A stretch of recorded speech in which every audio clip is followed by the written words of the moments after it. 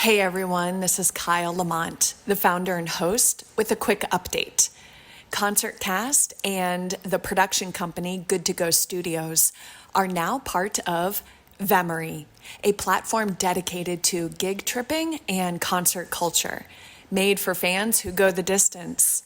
You can learn more about Vemory at VEMORII.live.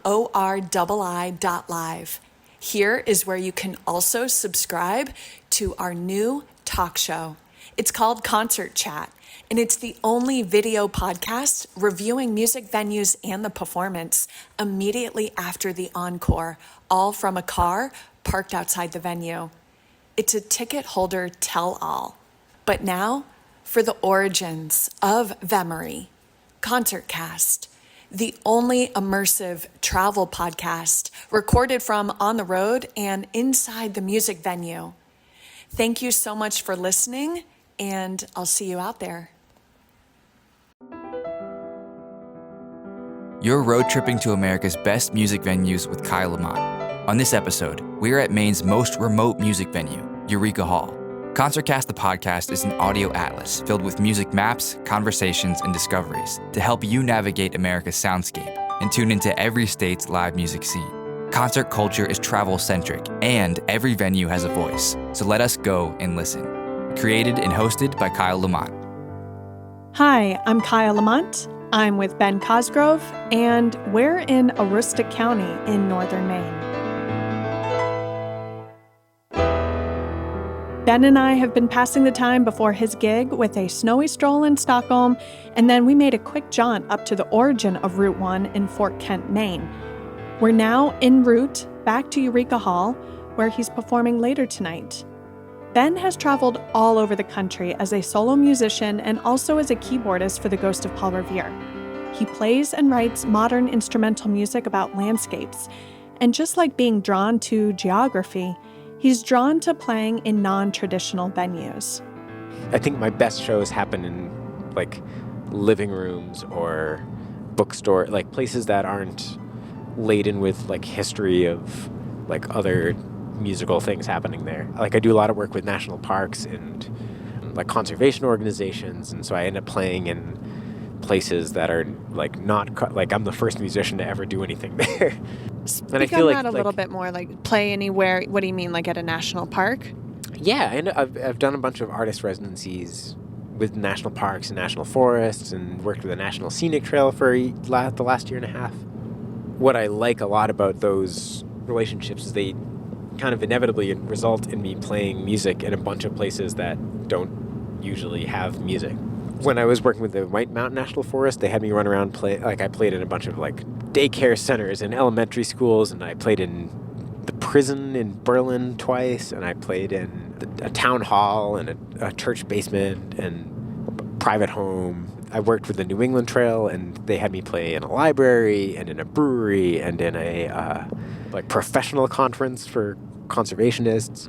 So you like the untraditional venue? Definitely. I think it's much more fun because everyone is equally surprised to see you there.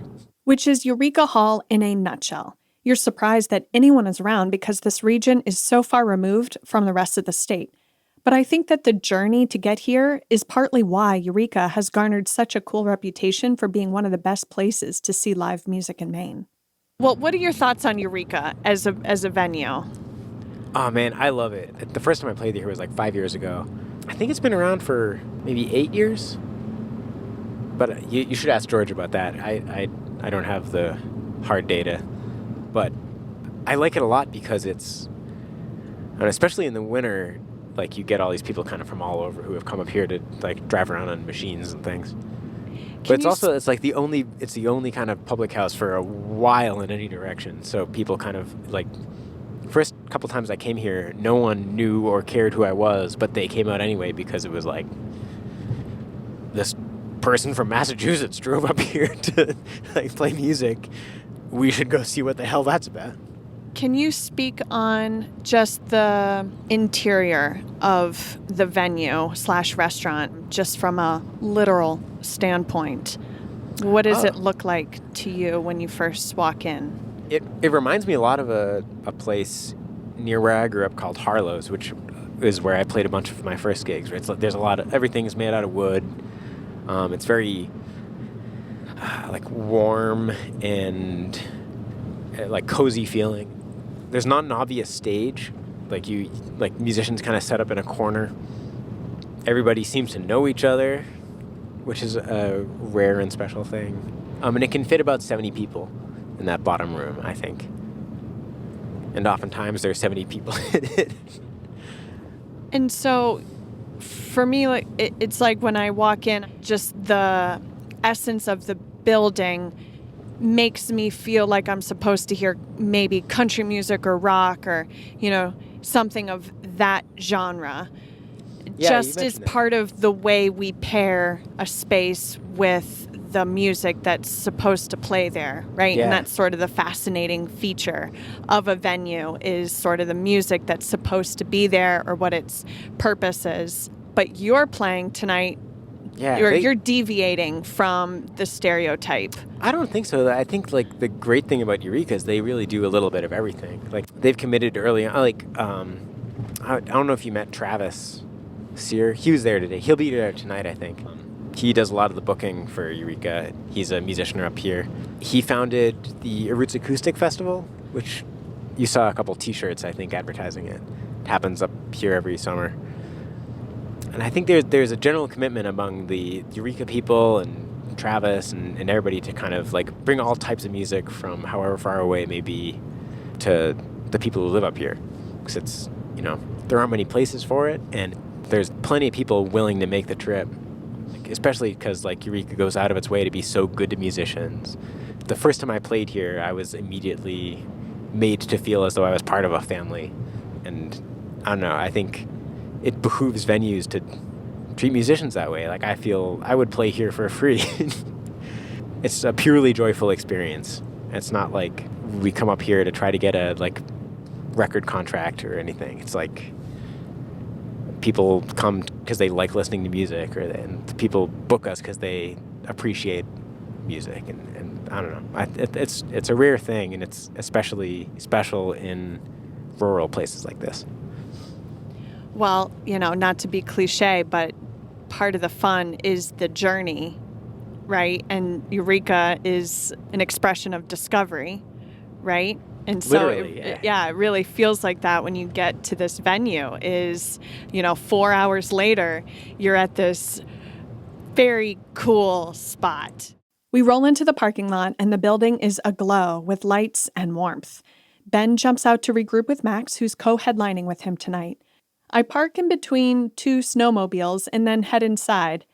Sort of crazy, right? Parking in between snowmobiles? I mean, come on. First impression of the venue is cozy. There's pine wood everywhere, and you can feel the history as well. White twinkling Christmas lights are strung up, and old photos of the town adorn the walls. I head to the bar, belly up, and ask for George, the owner. He comes out from the kitchen, and after lighting up a shot of alcohol, apparently a new type of drink they're offering here, and downing it with the bartender, he asks me what I would like for supper. Because, oh, by the way, Eureka is not just a great music venue, it's also a fantastic restaurant that offers contemporary twist on pub fare, a major departure from meat and potato meals that this region is known for. I order oysters Rockefeller and pad thai. George tells me that once the show's over, we can talk more about the venue. And I can already tell this is going to be a fun conversation. The venue fills up with diners and concertgoers. Ben and Max Garcia Conover, a Portland folk musician who's sharing the bill with him tonight, take the stage. They are doing a round-robin set and even jamming together on certain songs. Ben opens up, as he said he would earlier, with his song Montreal.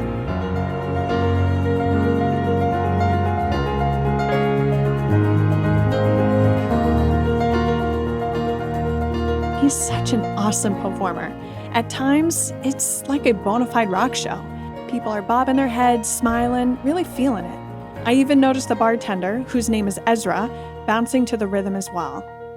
Ezra is from the area and started out as a reluctant patron before he became a staple here. When I came back from college and I could finally go out to the bars, which was never something I ever wanted to do in Northern Maine. I'm like, I don't want to go out to the fucking bars. And they're like, we're going to go to Eureka. I said, that is the last place I ever thought I wanted to go. But we come here, and I walk through those doors. And this is not the same Eureka that I used to know. And there was music playing. Actually, the first band that I ever saw here was Ghost of Paul Revere. And it was just a freaking good time, and I've been coming back ever since. Ezra believes that Eureka is made for outliers like him. You come here, and you see the people that don't really fit into that group, that larger entity that is Northern Maine. And for whatever reason, they gravitate towards Eureka. Because for whatever reason, they're outsiders. They don't fit in. They get something deeper than just trying to get to the end game. Trying to get to the tombstone without actually being underground. And it's all about that journey. The people that get the journey, like Eureka. They get Eureka. It pushes their comfort zones. It pushes their boundaries. And it resonates with people. And for snowmobilers who stumble in off the trail that goes along the backside of Eureka, clientele who might not otherwise come in here if it weren't for the location, well... It's one of the few places in the world that you can make fun of somebody from across the bar. Really interesting character studies up here. It's because everybody's a character. But in general... all roads seem to lead to Northern Maine in one sense or another. It's just... like I said, it attracts people that wander. And a lot of people that are wandering just end up settling down because they find that it's a good place to live. It's a good place to just stay. It's not really dangerous unless you're wandering outside without a gun and during bear season. I mean, the only thing that can kill you is nature up here. You don't have to worry about people. People care about each other. People pitch in to keep each other happy. And of course, I immediately want to know some backstory about the building. Eureka's gone through 1,000 iterations. So this is the second building. It used to be 4 stories tall, then it burned down. It used to be the town office. It used to be the nursing home. It used to be the arcade. It used to be the town hall. It used to be, you name it. This is where they used to take care of kids, old people, and then they converted it into a restaurant back in the 80s. And now technically this is the 21st birthday of Eureka as a restaurant. So it's worth celebrating. But this building in particular has sort of been special. So if you look down here, audio people, we're looking down at the floor. It's a bowling alley. This place used to be a bowling alley. Yeah, actually, I recommend that you go and talk to Tim Sandstrom, the gentleman. Oh, he's having a smoke right now. He's coming back in. You'll see him. He's that gentleman right over there. With the plaid? With the plaid. Okay. If you want, he's like the historian of Stockholm, Maine. Really? He'll tell you everything you want to know. Okay. He grew up on Karlstrom Hill. He's as Swedish as they get, and he'll tell you exactly why Stockholm matters and why it's important, and why Eureka fits Stockholm. So I trail after Tim. Cold is an understatement, and I'm surprised that snowmobilers are still worrying about. I introduce myself and ask him for the bullet points on Stockholm's history. And how is Stockholm related to Sweden? In the bigger picture here. Well, we were part of the people that migrated over here, 1860, something like that. He tells me about the Swedish Colony Act, which brought Swedish people here as a way to help preserve public land from the Canadians. In essence, they formed a barrier between French Canadians and Americans to protect lumber. I mean, it was the river, and I mean, downtown where the Legion and stuff is, that was all mills, all of it. There was a clothespin factory there. There was a veneer mill. There was a pulp mill. In 1925, this was the veneer capital of the world. This was a huge town. It's nothing like it was. This is one of the few buildings. This Anderson store across the street.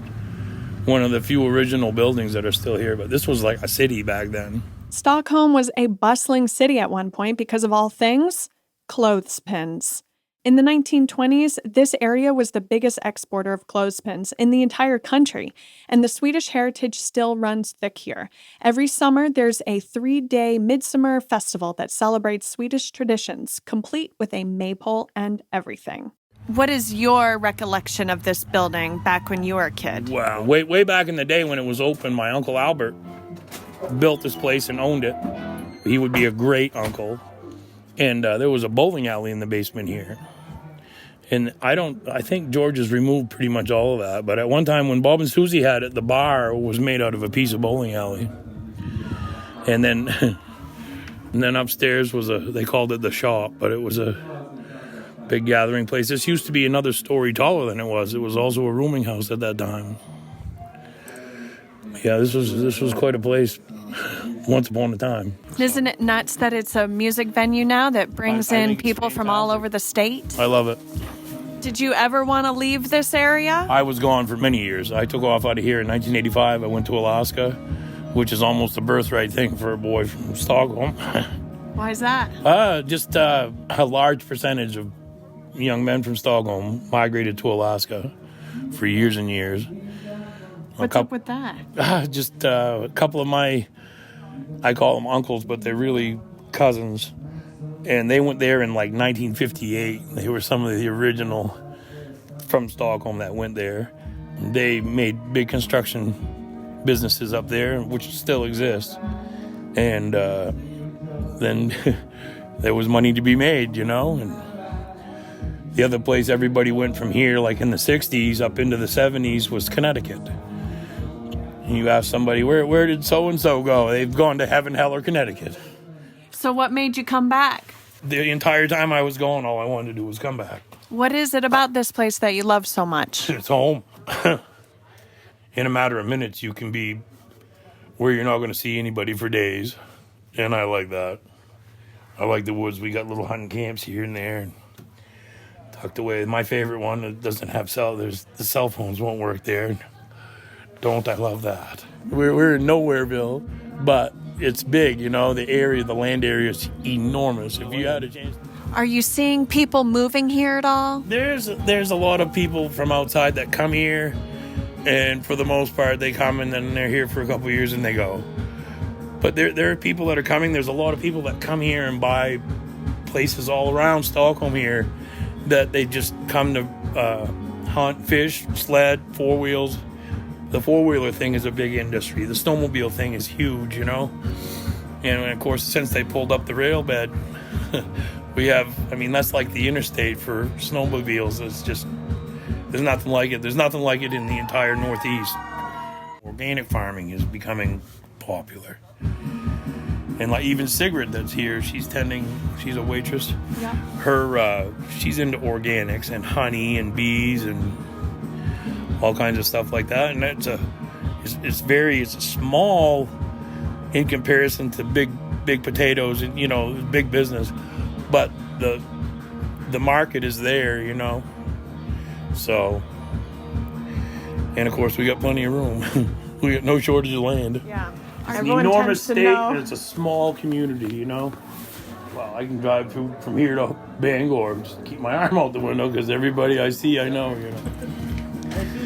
Hey, take care, Tyler. You gonna see you this summer, buddy, or what? You bet. Come on up, buddy. Ride right. The moose are moving there. That's the daddy of my grandson.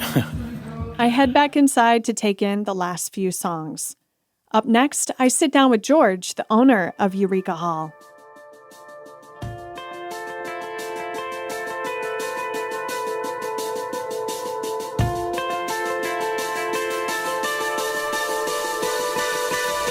The Bright Light Social Hours enveloping song, The Sea of the Edge, has a music video.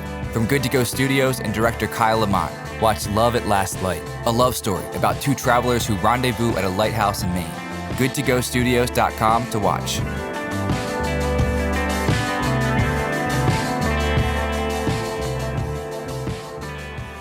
George is originally from New Jersey and grew up in the service industry. The town I grew up in was called Wall, but my father had a bar in Belmar for 40 years. He ended up in Northern Maine, well, because of a girl who happens to be from here. But they met of all places in Maui, Hawaii. They moved back to Aroostook County together, and in 2010, George bought the building and got busy remodeling and transforming Eureka into what it is today. My buddy's a timber framer and an organic farmer down the road here, so him and I did all this work. All the live edge bar, that's all cut from the county. It's actually cut from like about 5 miles from here. We probably put, 9 months into the renovation. Like, we did it all behind the wall, and then we just tore the wall down. And like one day there was half of a bar, and then the next day there was a whole bar. Like a grand reveal. Yep. Yeah. Did you get a lot of whispers when you first moved into town? I'm gonna say probably yes. You don't really hear that if you're from away.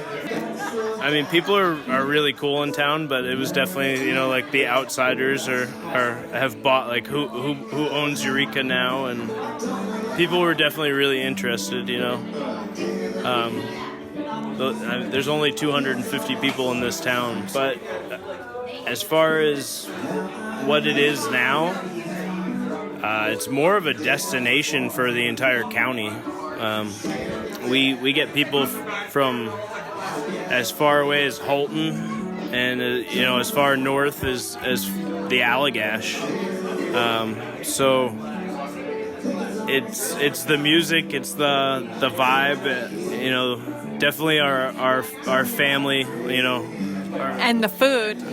Yeah, I try to bring the best quality ingredients I can to the table, and try to make it as affordable as possible for the area.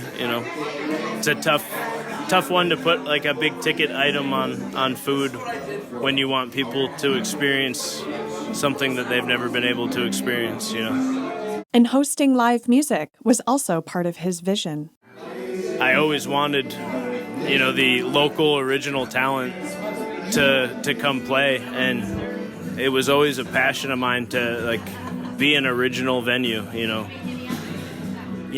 give respect to the musicians that are grinding it out, playing the music that they wrote from their heart, So hooking up with Travis was one of those things that just seems like it was in the stars, like it was bound to happen. He was searching for a venue like us, and we were searching for a guy like him, and from first meeting it was like meeting a brother, so, and since then it's been, I don't think I go 7 days without seeing him. So Travis Sear is an awesome roots rock and folk musician from Van Buren. He's known statewide because of how passionate he is for bringing great music to Northern Maine. Without him, let's just say it'd be pretty quiet up here. And also because he started a music festival called Aroostook Acoustic. Rhyme driving through the thunder, gotta get away from the madness and the sadness and the darkness of my day.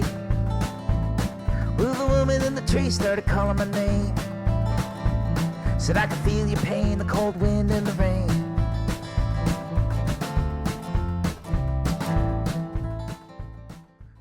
By treating the bands, the way we think they should be treated, kind of making them feel like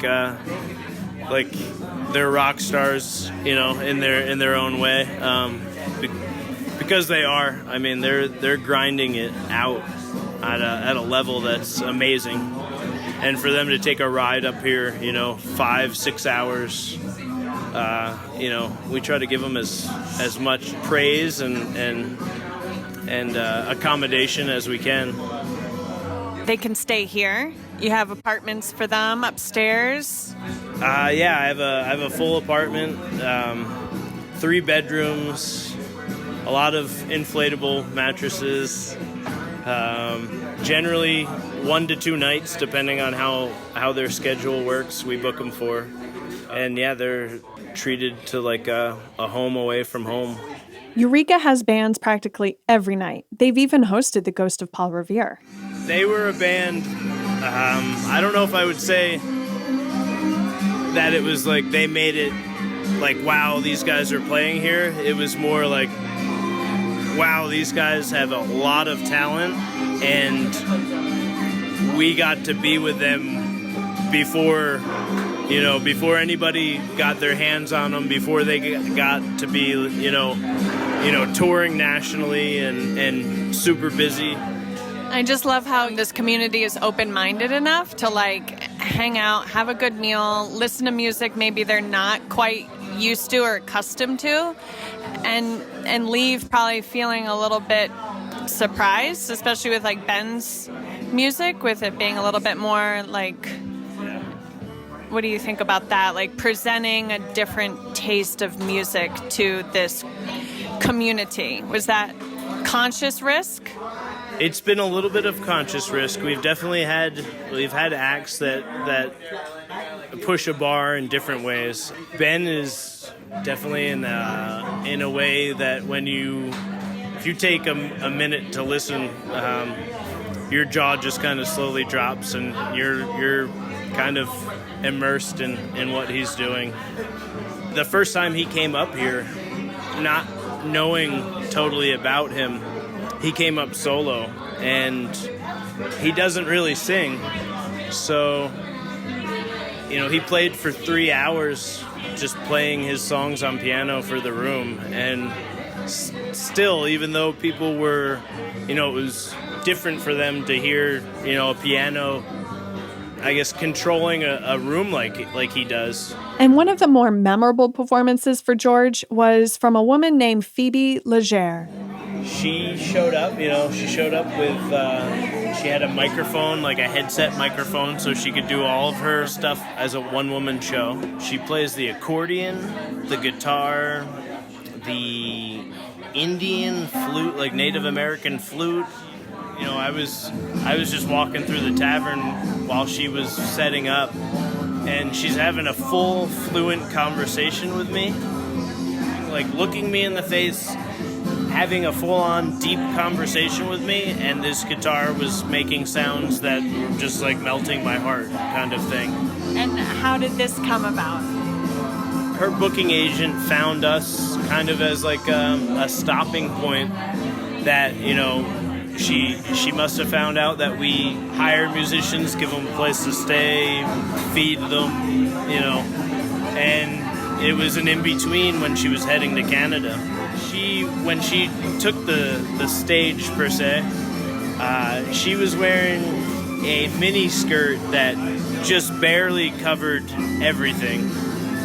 And like I said, she's in her 60s, probably. I'm guessing. Maybe I hope I'm not wrong. Absolutely beautiful, long legs, a beautiful woman, and she was on chairs while, like you said, challenging customers. She got up on a chair, playing with her accordion, singing songs that were My Toot Toot, and, totally shaking her hips, to the point where, wives were kind of, slapping the arms of their husband for staring at her, and she was amazing. It was one of the best shows I can remember as far as challenging the crowd up here. Her songs were written almost like campfire songs that a family would sing, but they definitely had the innuendos, and it was an unbelievable show. And the level of musician, it was kind of how is this happening? How did she find us? Seems to be a common theme here. Are you just sort of dumbstruck sometimes? How is this happening? Absolutely. You never can underestimate how word travels amongst musicians and how making them feel at home really means a lot to them. Well, and it's just this whole essence of the journey to come up here and being handsomely rewarded with great food, good beer, and good music, and just awesome personalities behind the bar. Yeah, the county people are awesome. They have great personalities. They love people. it's why they call it vacation land. You know, they love entertaining and showing people their culture up here, and yeah, it's been great. But whenever George can, he likes to explore other parts of the state. I haven't seen enough of Maine, so those are my excuses. Whenever I can, as much as Travis plays in the building, I actually don't see his music as often because I'm running around. So when he goes and travels downstate, I'll load up my dogs and go follow him around, pick a camping spot, and go meet other people from other spots of Maine, and see the coast and see what it's all about. So it's a lot of fun. The crowd has dwindled, and I bid my adieus to everyone, but it's so hard to leave. You know that feeling of when you arrive in a new place and already know you want to return? Like this trip can't possibly be your only visit or your last? As soon as I stepped into Eureka Hall, that's how I felt. I knew I'd be back, for the hospitality, for the vibe, and for the damn good food and music. Next episode, Lamont heads to the Highlands, the home of Sugarloaf Mountain, to hang out with the ghost of Paul Revere before their show in the King Pine Room. For places to stay in Stockholm, your best bet is an Airbnb. So many awesome lake houses in the area. Or stay at the Northeastland Hotel in downtown Presque Isle, about 30 minutes from the venue. This town is also where you'll find more restaurants and bars. This has been a Good To Go Studios production, made in Ellsworth, Maine. Our resident mastermind is Mark Tuckasham. Our editor and engineer is Pete McGill. Subscribe, rate, and review ConcertCast on your podcast app of choice. Type in concertcast.live for a music-centric itinerary and to learn how you can be part of the show. Special thanks to George Pappas and everyone at Eureka for their hospitality, to Ben Cosgrove for the sweet tunes, and to Travis Sear for his song Great Big Beautiful Thing, and to Pepper Little, Amy Charlie, Abby Rock Jessamine, Corey Chandler, Emma Temmie, Eddie Contento, Jesse Kudo. And thank you for listening.